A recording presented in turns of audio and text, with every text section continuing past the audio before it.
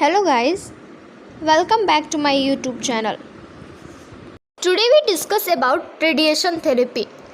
तो सबसे पहले तो मैं आपको बता दूं कि radiation therapy is also known as radiotherapy. तो अब हम सबसे पहले बात करते हैं इसके इंट्रोडक्शन की। तो गाइज अगर रेडिएशन थेरेपी की बात करें तो इसमें हम आयोनाइजिंग रेस को यूज़ करते हैं फॉर द कैंसर ट्रीटमेंट के लिए। आयोनाइजिंग रेज मीन्स कोबाल्ट हो गया या आयोडीन हो गई या बहुत सारी ऐसी रेज होती हैं जो इसके लिए मोस्टली यूज़ होती हैं। And now we discuss about its definition. So the definition is radiotherapy or radiation treatment is the use of X-rays, electrons or gamma rays to treat cancer. Means cancer के treatment के लिए electron या gamma rays का use करना हमारा radiation कहलाता है। अब अगर हम एक अनदर वे में बात करें रेडियोथेरेपी के बारे में तो क्या है, आयोनाइजिंग रेडिएशन का यूज़ करना to kill the cancer sales.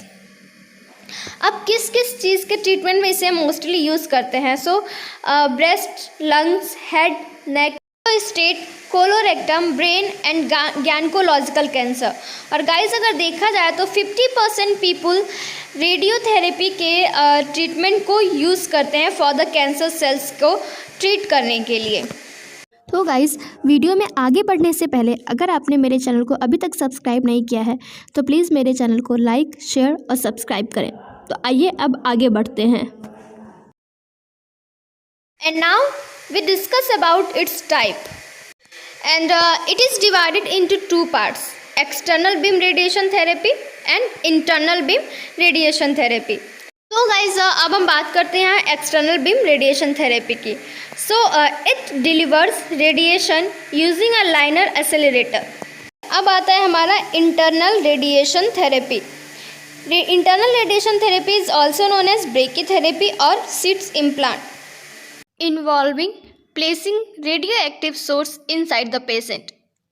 The type of treatment used will depend on location, size and type of cancer.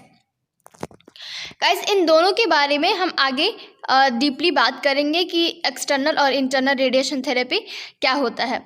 तो सबसे पहले हम इसे डायग्राम में देख लेते हैं कि ये क्या है। तो यहाँ जो हमें फर्स्ट वाला दिख रहा है ये है हमारा एक्सटर्नल रेडिएशन थेरेपी। इसमें पेशेंट को हाई डोज दी जाती है रेडिएशन की। And the second one is brachytherapy और internal beam therapy. Now we briefly discuss about external radiation therapy. सबसे पहले तो मैं आपको बता दूं कि external radiation therapy is also known as teletherapy. इसमें पेशेंट के बॉडी के आउटसाइड में रेडिएशन प्रोवाइड की जाती है for the kill of cancer cells. It is divided into two parts, 3 dimensionally confirmation radiation therapy जिसे हम 3D CRT भी बोलते हैं and intensive modulated radiation therapy जिसे हम IMRT भी बोलते हैं। तो 3D CRT क्या है, इसमें जो पेशेंट का जो ट्यूमर होता है जब उसका CT स्कैन या MRI किया जाता है तो वो ट्यूमर की जो इमेज बनती है वो 3 डायमेंशनली बनती है जैसा कि यहाँ डायग्राम में शो हो रहा है। अब जब हम पेशेंट को रेडिएशन थेरेपी प्रोवाइड करते हैं तो ये उस पर्टिकुलर पार्ट पे प्रोवाइड किया जाता है जहाँ पे ट्यूमर ग्रो कर रहा है जिससे कि जो हमारा अनअफेक्टेड एरिया है वो डैमेज ना हो।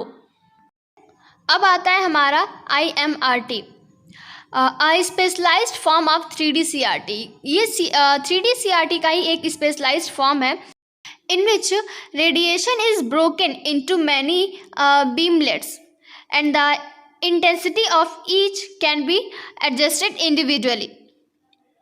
मैं आपको एक बात और बता दूं कि हमारे एक्सटर्नल बीम रेडिएशन थेरेपी में एक और आता है जिसे हम गामा नाइफ कहते हैं। गामा नाइफ का फर्स्टली यूज़ किया गया था 1968 में। और गामा नाइफ जो होता है ये रेडिएशन मोस्टली यूज़ किया जाता है ब्रेन ट्यूमर या ब्रेन कैंसर के लिए। और अगर बात की जाए 3D CRT की तो 3D CRT मोस्टली यूज़ किया जाता है ब्रेन एंड लंग्स कैंसर के लिए। देन अब अगर बात की जाए कि टेलीथेरेपी में कॉम्प्लिकेशन क्या क्या आते हैं तो मैं आपको बता दूं कि टेलीथेरेपी में मोस्टली कॉम्प्लिकेशन स्किन चेंजेस देखने को मिलते हैं एंड एलोप्सिया एंड फटीग। ये नॉर्मल कॉम्प्लिकेशन है जो आफ्टर टेलीथेरेपी हमें पेशेंट के अंदर शो होते हैं। देन अब हम बात करते हैं इंटरनल रेडिएशन थेरेपी के बारे में। तो सबसे पहले तो मैं आपको बता दूं कि internal therapy is also known as brachytherapy. तो अब पहले ब्रेकी थेरेपी क्या है हम ये जान लेते हैं। रेडियो एक्टिव मटेरियल को उस पार्ट पे इम्प्लांट किया जाता है जहाँ पे हमारा ट्यूमर ग्रो कर रहा है या हमारे कैंसर सेल्स ग्रो कर रहे हैं। अब जो हमारा ब्रेकी वर्ड है ये एक ग्रीक वर्ड है जिसका मीन्स होता है शॉर्ट डिस्टेंस। मीन्स एक शॉर्ट डिस्टेंस से कैंसर सेल्स को ट्रीट करना। Then radiation sources placed close to the tumour so large doses can hit the cancer cells. Cancer cells की लार्ज डोजेस के द्वारा कैंसर सेल्स को हिट करना। Allow minimal radiation exposure to the normal tissue. Then इसमें जो radiation sources होते हैं उनको कैसे यूज़ किया जाता है, through the thin wires, ribbons, capsules और सीड्स। ये रेडियो एक्टिव मटेरियल बॉडी में टेम्पोररी और परमानेंटली भी रह सकते हैं।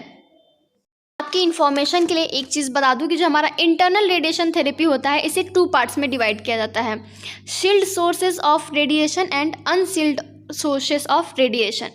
सो जो हमारा अनशील्ड सोर्सेज होता है उसमें क्या होता है कि जो भी हमारी रेडियो एक्टिव मटेरियल्स होती हैं उससे हम इंट्रावेनसली या ओरली पेशेंट को हम प्रोवाइड करते हैं।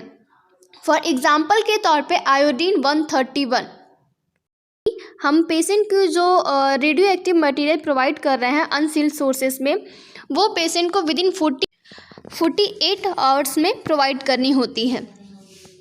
देन अब आता है हमारा सील्ड सोर्सेज ऑफ रेडिएशन। तो सबसे पहले तो मैं आपको बता दूं सील्ड सोर्सेज ऑफ रेडिएशन को इंट्रा कैविटी थेरेपी भी बोला जाता है।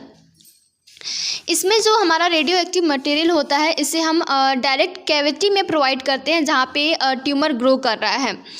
फॉर द एग्ज़ाम्पल अगर एक ट्यूमर वेजाइना या रेक्टम में ग्रो कर रहा है तो हम जो हमारा रेडियो एक्टिव मटेरियल है हम इसे सीधे कैविटी में ही प्रोवाइड करेंगे, जिससे कि जो हमारा कैंसर सेल है वो किल हो जाए या डिस्ट्रॉय हो जाए। इसमें मोस्टली रेडियम 226 या सेशन 137 रेडिएशन को यूज़ किया जाता है फॉर द ट्रीटमेंट के लिए। देन अब आता है हमारा डोजेस कि रेडिएशन थेरेपी में हम कितनी डोजेस प्रोवाइड करते हैं। सो सबसे पहले तो मैं आपको बता दूं कि इसमें जो डोजेस होती हैं, जो अमाउंट होता है उसे हम मेजर करते हैं ग्रे में। And the various depending on the type and stage cancer being treated. For curative cases, the typical dose for a solid epithelial tumor range for 60 to 18 gray, and while lymphoma tumors are treated with 20 to 40 gray. And guys, if you enjoy my video, so please like, share and subscribe my YouTube channel. And if you want any improvement in my video, so please comment on my comment section. Thank you.